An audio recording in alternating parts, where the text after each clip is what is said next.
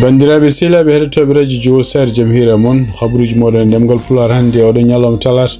7 lewru octobre hitande ujunnaji ɗiɗi nogas e joyi habaruji moɗon titruji moon ɓuuri mawnude ko toon to États-Unis fuɗɗorɗen ɗum noon kanko Donald Trump mon continue hande dikkodiral makko hakkude makko e état ji démocrate en ko kene on temedɗiɗo garde national yamirama yo ummo toon to Texas yettima toon to Illinois hande habaruji men toon to États-Unis toon to Virginia ko janggo kanko James Comey ɗum ancien directeur FBI takaɗo oɗo saha joni wonde ko haali haalluji ɗi gona gonga e nder jokkodiral waddino e toon to Sénat e hitande ujunnaji ɗiɗi nogas ko janggo arata toon to Virginia notade juge habaruji men international ma en puɗɗor toon to Sénégal ɗum noon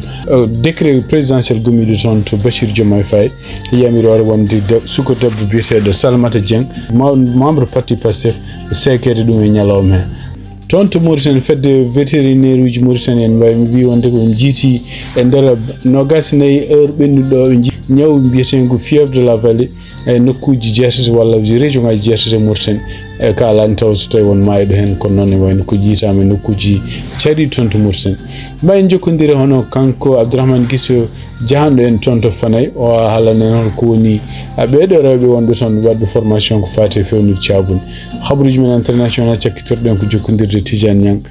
joggoniɗen ko fati e coftal ɓalli ko ɗum woni titruji men ɓurɗo mawnude oɗo journal mbaɗan toon hande talata 7 lewru octobre hitande ujunnaji ɗiɗi e nogas joyi ma en gartu joni joni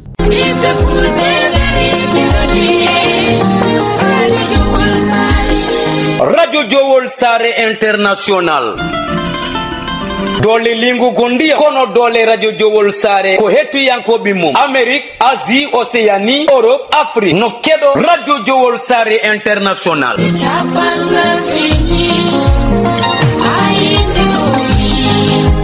jiɗɗa ko kabaruji jaggu radio Jowol International gilay émission ngaji dini ha e fina tawa tarindi kono ɓamtari kala kena wallita gurdam aade ena yewteno haale e nder radio Jowol International wonandi jogiiɓe publicité jokkodir eya radio Jowol International caggal indicatif Mauritanie waɗa 46 53 84 09 walla mbaɗa 44 18 77 18 walla mbaɗa indicatif dowlaji dendude Amérique plus 1 513 668 03 94 bandiraɓe musidɓe tedduɓe heeɗi min Abou Diobo El Hadji Ngori momi hetto radio Jowol International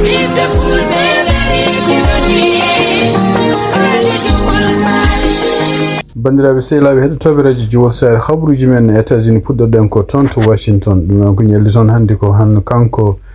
kalfinaɗo justice leydi ndi kanko pam bandi o ñalli toon kadi ko haalde e yimɓe sénateur uji ɗum noon ko caggal nde kamɓe sénateur uji emin namdimo namde kewɗe sibo oɗo saha joni takkedemo wonde ko mono hutoro justice leydi ndi pour hotta ɗum hono kutorgal haɓirde kala ɓe yimɓeɓe Trump ɓe beldani Trump walla ɓe Trump wi sikki beldani ɓeɗon kanko pambandi o salimi jabade question ngaji ɗi namdoromo ɗi ko noon e woni ko kanko hoore makko huccinte ko omo attaque ɓe kamɓe démocrate ɓe pour wiide wonde ko kamɓe mbaɗi feere ha laamu ngu uddi deme muɗum ko wawi wonde fof ene wayni ko ɗum kanko pambandi oɗo saha joni ene wayni ko mo jogui kanko hoore makko caɗele goto kanko e garduɗo FBI e surtout yenne ko ɓuuri hewde e public o haala oɗo saha joni ko wonde koɓe kutoro département justice eɓe kutoro kadi FBI surtout yenne rewde jamiroje kanko Donald Trump ɗum yiɗi pour kala yimɓe ɓe sikkata wonde ko añɓe makko ko ɗamina tan kadi ene wayni ko ɓawa janggo hono kanko menno darde FBI hono kanko James Comey omo ɗaminama war tribunal ɗum noon ko ɗum koni ko haalduno e ñawoɓe walla procureur pour wandimo noto tribunal ñande 9 lewru octobre hitande ujunnaji nogas joyi pour jabade holko walla heɗade holko kanko hoore makko ko fawa e kadi heɗade juge e kadi kanko avocat makko e procureur ɗum noon ko debbo mo kanko Donald Trump mo suuɓi biyeteɗo Lindsey Callaghan ton kam fuma poti toon ɗum kadi ko ɗum woni ko yalti ko sakiri ha hande toon to Virginia tuminade kadi ko yalti umade toon to département justice en wayno ɓe cuɓima procureur uji ɗiɗi umgotoɓe toon to Caroline du Nord pour yantude e kamɓe kibbe dewɗo e kanko James Comey o ɗum noon sibo jaɓɓade James Comey ñande alarba garoɗo e noon toon to Virginia siwtide noon ko toon to Virginia o arata kanko hoore makko fottude juge pour kadi o heeɗo ko takka ko donc siwtide on ɗon ko kanko Donald Trump mo suɓi yo won procureur ɗum noon caggal nde kanko Donald Trump nde sikki procureur gonno toon biyeteɗo Eric Sieber kullude wonde ne jogi sikitare wonde ko ala fof ko James komi wawi takkede walla wawi ñawede koɓe takkatam ko ne fengiɗ ene wayde ko nden kanko Donald Trump suɓi hono oɗo biyeteɗo Lindsey Halligan donc Lindsey Halligan e wayno oɗo sa joni kañum horumu e wallodirde ministre de la justice ɓe ɓeydi hen procureur uji ɗiɗi kanko James Comey noon siftino takka wonde ko e nder enquête baɗetenoɗo ko fati hakkude Russie e kanko Donald Trump ko takkunomo jokkodire mum ɗum noon ko addi woteji hitande ujunaji 16 kanko James Comey o yehin toon to Sénat ɗum no haalde sénateur uji walla ko entretien o de Sénat e mbi wonde ko won haalduji ɗi o haali toon wona gonga e kadi no wayno ko kanko hoore makko sibabu no haali ɗiɗon haalduji ɗum wona gonga ɗum waɗi o haɗi enquête baɗetenoɗo ko fati est ce que ko kanko yamiri habaruji ko fati enquête oɗo yo yaltine toon to Newsweek walla kanko yamiri ɗum e wiide maɓɓe ko kanko yamiri ɗum e kadi walla o tininde ɗum yaltintede kanko James Comey hande won continue yeddude ko jiiɗa ɗum hande kanko Donald Trump kadi nder konngudi ɗi o haali ɗum noon taw huccire jeaniyankoɓe wi wonde ko so tawi laamu ngu disi dami muɗum ɗum noon e wayno ko yimɓe hewɓe liggotoɓe taw ko gouvernement fédéral jooɗiɓe oɗo saa joni en continue liggade kono noon joɓa o yi ko ɓuri hewde maɓɓe o yoɓata ɗumen ɗum noon e o haali haala kadi kanko hoore makko wi wonde ko woni yimɓe actuellement liggotoɓe taw ko liggeyaji gouvernement fédéral kañumen koye min potani yoɓede ni walla potani ni jogade ɗiɗon liggeyaji ɗum ɗo fof no ari ko kadi ene wayni ko taw haalluji kewɗi jalti wonde ko kanko Donald Trump yiɗi ko profitde oɗo shutdown pour segde won yimɓe hewɓe taw ko yimɓe liggotoɓe gouvernement fédéral siftinde on tan omon continue hande wiide wonde ko won yimɓe laamu ɓennu ngu laamu président Joe Biden wayno wonno ɗumen ɗon ɓeɗon ko heddiɓe ɗon pour ha andine ene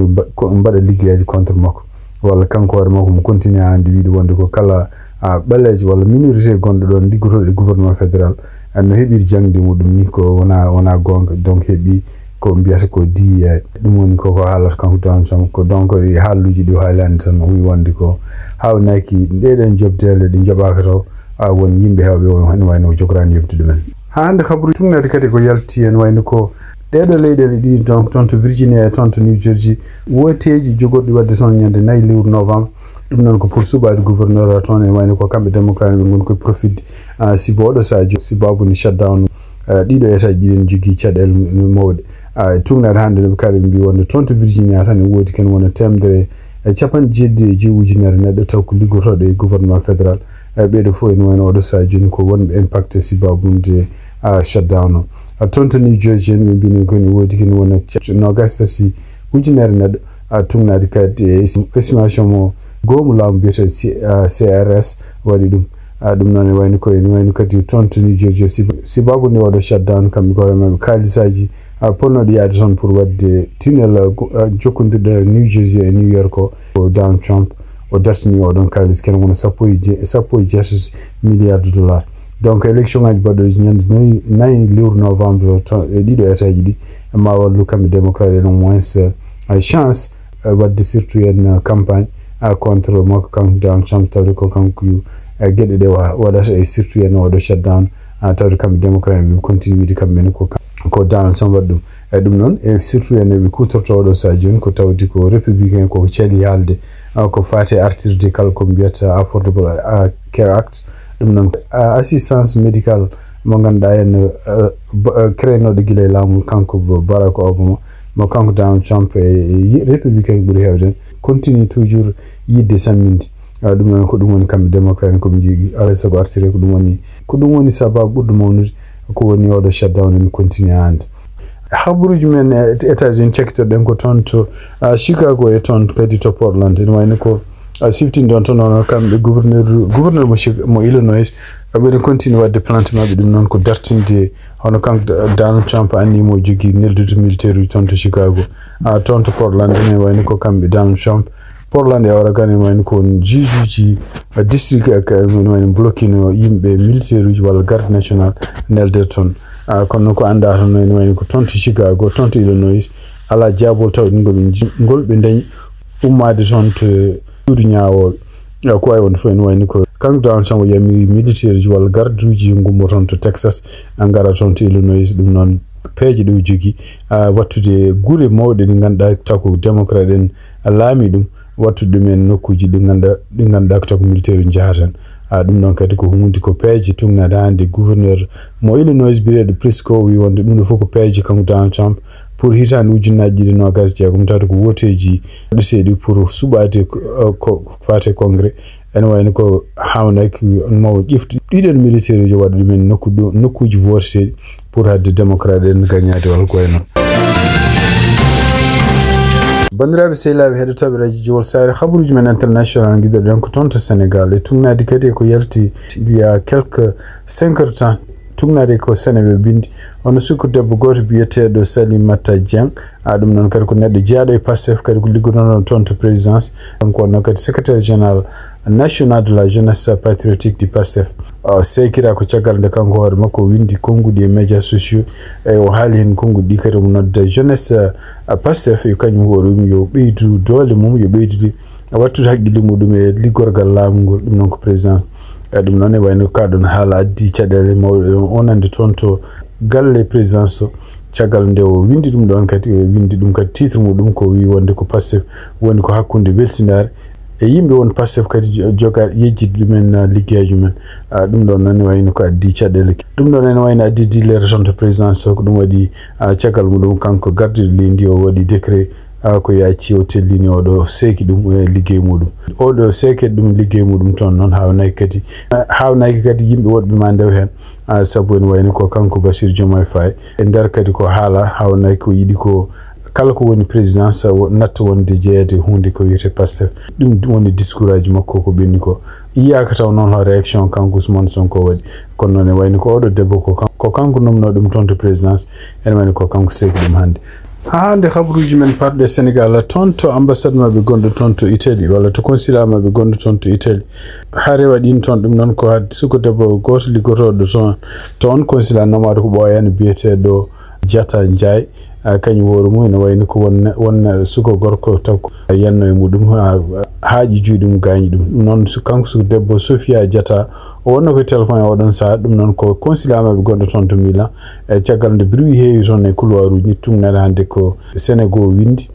kanko hoore makko o fuɗɗi wiide yimɓeɓe yo gusto dilli en donc wi wonde ko alay saago yimɓeɓe paama ɗo ko consulat netare woni hen pour ha yimɓe dokka image moƴƴo pour consulat Sénégal no wayata ɗum ɗon oɗon remarque noon ene wayno won yimɓe mettini hen won neɗɗo goto e yimɓe liggotoɓe toon kuccire makko mbi wonde ko wona sibabu kono koye Pastef jeeɗa tan aɗa wawi haldude mi oɗo tommo kalta o donc ene wayno ko caggal muɗum kanko suku debbo o continue wadde peeji foof beela mo famni yimɓe ko haalata kono caggal mo goto e ɓeɗon haalanoɓe finalement nangi jungo makko kanko suku debbo haaji ɗum haaji juuɗe makko e finalement nangi dande makko ɗon ɗo haaji jungo makko ɗo finalement en taw yimɓe heddiɓe liggotonoɓe ɗum fof ne ndaara tugnade hande seedejo kaali mbi liggotonoɓe kañumen koyemen wayno ko sibabude kañumen wasde walludemo kanko suko debbo holli wonde ko kañumen enen beela pour ko waɗa ɗum ko pour beele ɗum ɗo hawnaki ma jangguimo nertanade yimɓe donc kanko Sophie Diatta o noon e wayno caggal oɗon incident en wayno o wiya il faut jooɗo balɗe jeeɗiɗi sibabude gagnande o dañi kono ene wayno wawi portude plainte contre jannoɗe makko kanko oɗo suko debbo noon janaɗo ene wayno jaɓani haaldude e Sénégal ko fate oɗo fitinno no yaari kono noon e wayno holli tan o wi oɗo saha joni ko portude plainte hande toon to Sénégal ene wayno ɓe goni koye peeje oɗo saha joni heɗade walla ƴewde ñaawde événement ji bannoɗi o seppoji bannoɗi tuggi hitande ujunnaji ɗi nogas goho ha hitande ujunnaji ɗi nogas nayyi surtout yenno won yimɓe haaloɓe wonde ko kene woni capanɗe jeetato neɗɗo maayi hen e kadi yimɓe heeɓe gañiɓe hen ɗum noon ne wayno ko tugnade yimɓe surtout Pastef ko kalata oɗo saha joni mene wayno ɓe kamɓe fof ɓe kucciti koye laamu kanko Macky Sall ko kamɓe ɓe mbaɗi doolago kono noon e tugnade kadi yimɓe opposition ko haalata e surtout yenno galleji kewɗi jeyandi hen koji ko ene par exemple Sene News ko haalata ene wi wonde ko oɗo saha joni so tawi ƴeewama ɓeetama holla responsable uji hol wonɓe sibabude ɓeɗo yimɓe maayi walla ɗiɗo fitinaji ne wayno artata ko hakkude kanko Ousmane Sonko e kanko Macky Sall sabu oɗon saha ko kanko Ousmane Sonko wonno ɓurnoɗo lullude e ko fate parti ji lundu e kanko kadi hutorno konngudi pour ñaññinde surtout sukaɓe yo jaltu jaaha ceppoya jaaha bonnoya jaaha kaɗa laamu ngu dañi kono ene wayno onon saa kadi ko kanko Macky Sall kanko adduno leydi e kanko kadi woni responsable fawi koye makko ƴeewde deƴƴere leydi ndi tuyenne kisal leydi ndi so holno foti dañirede ene wayno ko kala bawɗo yamirede wonande dadiɓe yayen fotoya e ɓeɗo seppannoɓe walla bonnanoɓe e ɗum ɗo fof kadi wayno ko sababu ni kanko woni gardiɗo laamu ko wawi wonde fof ene wayno ko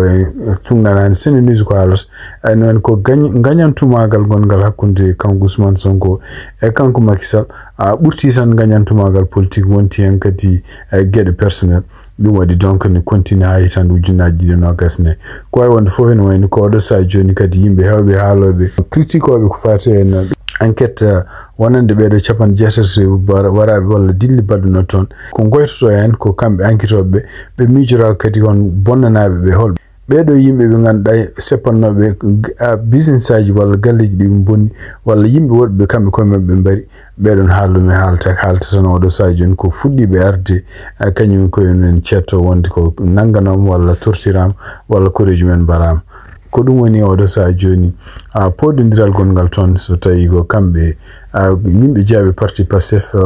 laamu ngu e kamɓe kadi opposition pour goto fof no yiiri ko fate ɗiɗo événement ji bannoɗe tuggi hitande ujunnaji ɗiɗi nogas goo ha hitande ujunnaji ɗiɗi nogas nayyi habaruji men international toon to Mauritanie tugnade donc service vétérinaire uji Mauritanie ɓe mbi wonde ko ñaw biyetengu Paole Valley Rift toon to Mauritanie ene wayno ko yitama moins nokkuji jeetati goni toon to Mauritanie kono oɗo saha joni ɓe kalani so tawi won maaɓe hen kono en tugnade no ɓe kaali ɓe mbi wonde ko nokkuji gonɗi e région Bogué nokkuji kadi gonɗi toon to région gonɗo Nouakchott ene wayno ko kawuji kewɗi jiitamen kawuji ɗi noon surtout en toon to Nouakchott jiita kawuji ɗi ganduɗa daaɓoji ko wawi wonde fof tugnade kadi oɗo communiqué bindade toon to Shams Marif e mbi wonde ko ala taw moɓe tini wonde ne maayi sibama nguɗo ñaw ko wawi wonde fof ene wayno ko kamɓe vétérinaire uji yeftino ƴiƴemeji kesse ɗum noon ittu ɗum e jawdi e analyse ɗum kono ɓe tawi wonde ko ene wayno ko ɗiɗo nokkuji 16 gonɗi toon de département ji ɗum noon ko département ji taw ko région ngaji jeetati e Mauritanie fof mbaɗi nguɗo ñaw bandiraɓe sehilaɓe heɗotoɓe radio Jowol Sare ma en jokkodiri joni e Abdourahmane Guisse jahanɗo en toon to Fanaye Abdourahmane Guisse bisimilla ma bandiraɓe musidɓe tedduɓe heɗotoɓe radio Jowol Sare hande noon eɗen tawi ɗo hen e nder wuuro men Fanaye jeeri eɗen gaari ɗo hen tawtorede hono formation ko fate caabune e wonde mada joni so Allah jaaɓi ma en kuccide goto e ardiɓe fedde nde hono biyeteɗo Fatimata Sall bisimilla ma assalamu aleykum mon onon kala on beltanama sababu foof ke Aissata Aw Cissé min beltinimo keɗa woni gonga oddini amen ɗo formation caabunde e madara hande machallah min dañi hen gandal kadi min beltinimo Guisse ma baɗɗo amen formé hande ko nafoore maire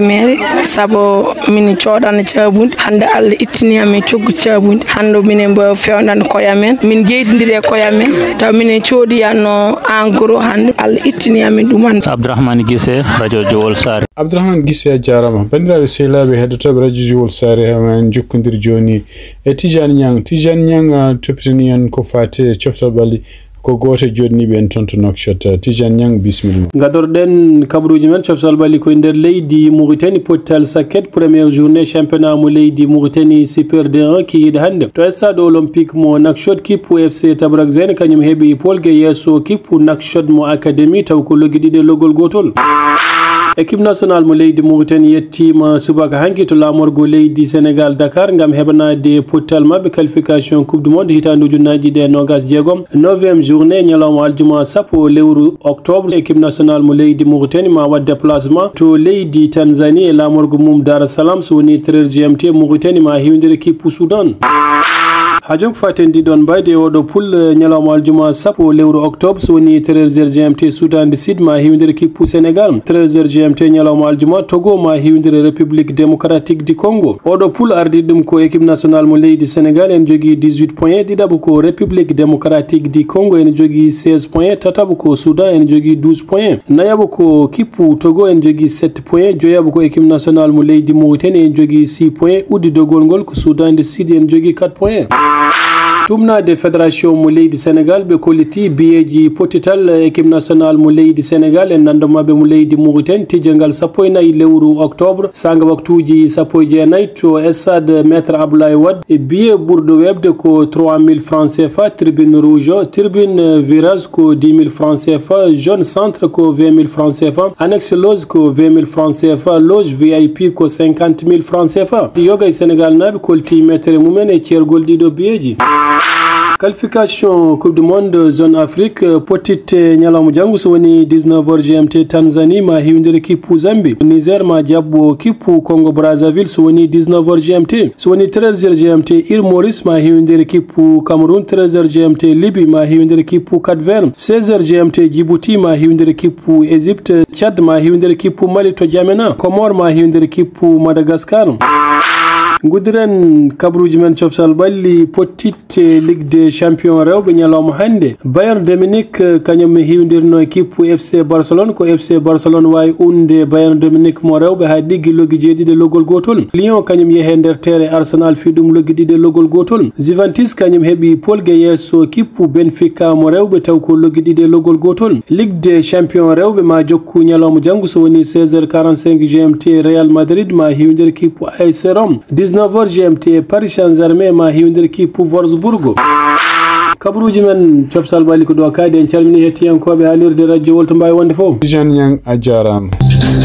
bandiraɓe sehlaɓe heɗotoɓe radio Jowol Sahel ko ɗum woni komin joguino hande kabruji men e ɗemgal pulaar e oɗo ñalawma talata 7 lewru octobre hitande ujunnaje ɗiɗi nogas joyi gasi ha laaɓi siftinde on tan won ballodiri journal hande hono musidɗo men Tidiane Niang jogniɗo en fate coftal balli e Abdourahmane Guissé jahanɗo en toon to Fanaye ɗum noon en mbaalo jaam ha janggo kadi ma en gartu e journal moɗon e ɗemgal pulaar ko musidɗo mon Amadou Touré haaldete moɗon on jarama.